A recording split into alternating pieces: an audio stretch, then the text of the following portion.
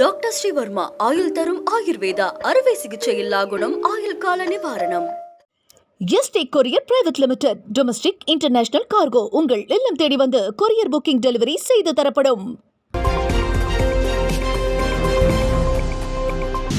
மசோதாக்கள் குறித்து குடியரசுத் தலைவர் முடிவு செய்வதற்காக உச்சநீதிமன்றம் கெடு விதித்தது பற்றி குடியரசுத் தலைவர் கேள்வி எழுப்பியுள்ளார்.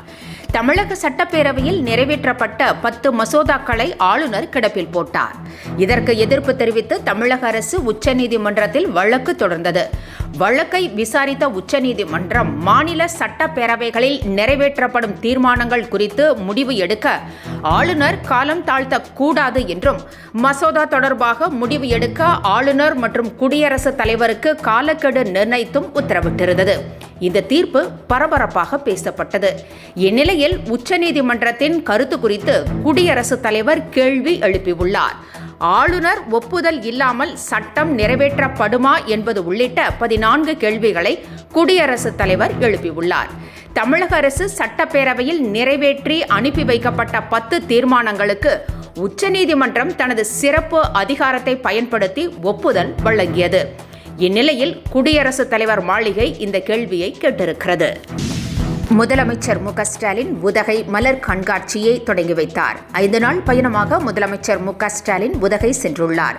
உலக பிரசித்தி பெற்ற உதகையில் 127வது மலர் கண்காட்சியை முதலமைச்சர் இன்று தொடங்கி வைத்தார். இந்த கண்காட்சி இன்று முதல் 11 நாட்களுக்கு நடைபெறும். 25ஆம் தேதி நிறைவு பெறுகிறது. காலை 7 மணி முதல் இரவு 7 மணி வரை கண்காட்சியை பார்வையிட ஏற்பாடு செய்யப்பட்டுள்ளது. பெரியவர்களுக்கு 125 ரூபாயும் சிறுவர்களுக்கு 75 ரூபாயும் வசூலிக்கப்படுகிறது.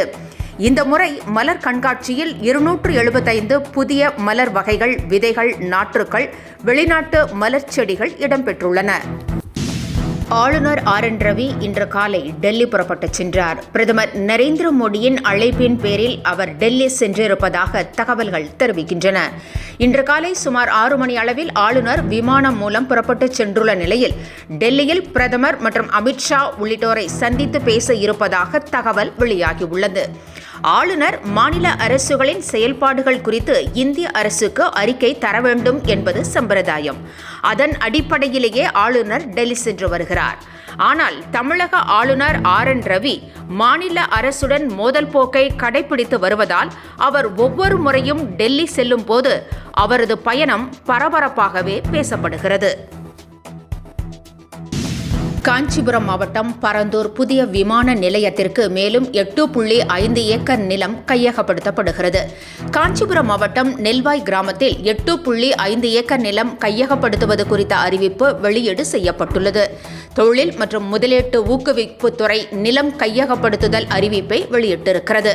196 சர்வே எண்களில் இருக்கும் வீட்டு மனைகள் கையகப்படுத்தப்பட உள்ளன.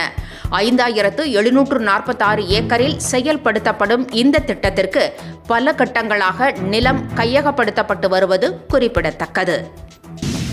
மற்றும் ஆளுநருக்கு கெடு விதித்து உச்சநீதிமன்றம் பிறப்பித்த உத்தரவுக்கு குடியரசுத் தலைவர் விளக்கம் கேட்டிருப்பதை முதலமைச்சர் மு.க.ஸ்டாலின் கடுமையாக கண்டித்துள்ளார். மத்திய அரசின் இந்த நடவடிக்கை மாநில அரசை பலவீனப்படுத்தும் முயற்சி எனவும் அவர் கண்டனம் தெரிவித்துள்ளார். மேலும் மத்திய அரசின் ஏஜென்ட்டுகளாக செயல்படும் ஆளுநர்கள் மூலம் மாநில அரசுகளை கட்டுப்படுத்தும் முயற்சியை சட்டப்படி தடுப்போம் என்றும் முதலமைச்சர் தெரிவித்திருக்கிறார். பயோமெட்ரிக் விவரங்கள் அடங்கிய பாஸ்போர்ட் பயன்பாட்டை இந்திய வெளியுறவுத்துறை அமைச்சகம் கொண்டு வந்துள்ளது. இந்த பாஸ்போர்ட்டின் கடைசி பக்கத்தில் RFID சிப் ஆண்டனா பொருத்தப்பட்டு கைரேகை உள்ளிட்ட தனிப்பட்ட தரவுகள் டிஜிட்டல் முறையில் பதிவு செய்யப்படும். இதனால் விவரங்களை திருடவோ மாற்றவோ முடியாது. இதன் மூலம் போலி பாஸ்போர்ட் மற்றும் ஏர்போர்ட்டுகளில் சரிபார்ப்பு நேரமும் குறையும். யாருடன் கூட்டணி வைப்பது என்பது குறித்து OPS 2வது நாளாக தீவிர ஆலோசனை நடத்தியுள்ளார். கடந்த மக்களவைத் தேர்தலில் பாஜகவுடன் OPS கூட்டணி வைத்து போட்டியிட்டார். ஆனால் அவருக்கு வெற்றி வாய்ப்பு கிடைக்கவில்லை. தொடர்ந்து பாஜக கூட்டணியிலேயே தொடர்வதாக OPS கூறி வந்தார். ஆனால் EPS தலைமையிலான அதிமுக பாஜகவுடன் கூட்டணி அமைத்திருப்பதால் OPSக்கு சிக்கல் ஏற்பட்டிருக்கிறது. OPS மற்றும் சசிகலாவை சேர்க்கக்கூடாது என்ற நிபந்தனையுடன் EPS கூட்டணி வைத்ததாக சொல்லப்படுகிறது. இந்நிலையில் பாஜக கூட்டணியில் தொடர்வதா வேண்டாமா என்பது குறித்து ஓபிஎஸ் இன்று 2வது நாளாக 20 மாவட்ட செயலாளர்களுடன் ஆலோசனை நடத்தி வருகிறார். ராணுவ அதிகாரி சோஃபியா குரேஷியை மத ரீதியாக விமர்சித்த விவகாரத்தில் மத்திய பிரதேசத்தைச் சேர்ந்த பாஜக அமைச்சர் விஜய் ஷாவை உச்சநீதிமன்றம் கடுமையாக கண்டித்திருக்கிறது. அமைச்சராக இருப்பவர் பொறுப்பற்ற முறையில் கருத்து கூறுவதா என தெரிவித்த நீதிபதிகள் அவர் மீதான எஃப்ஐஆருக்கு தடை விதிக்க மறுப்பு தெரிவித்து விட்டனர். மேலும் முழுமையான விவரங்கள் இல்லை என தெரிவித்த உச்சநீதிமன்றம் வழக்கை நாளைக்கு ஒத்திவைத்திருக்கிறது. என்றும் உங்களுடன் மை இந்தியா. முக்கிய செய்திகளை உடனுக்குடன் தெரிந்து கொள்ள சப்ஸ்கிரைப் பண்ணுங்க, பெல் பட்டனை பிரஸ் பண்ணுங்க.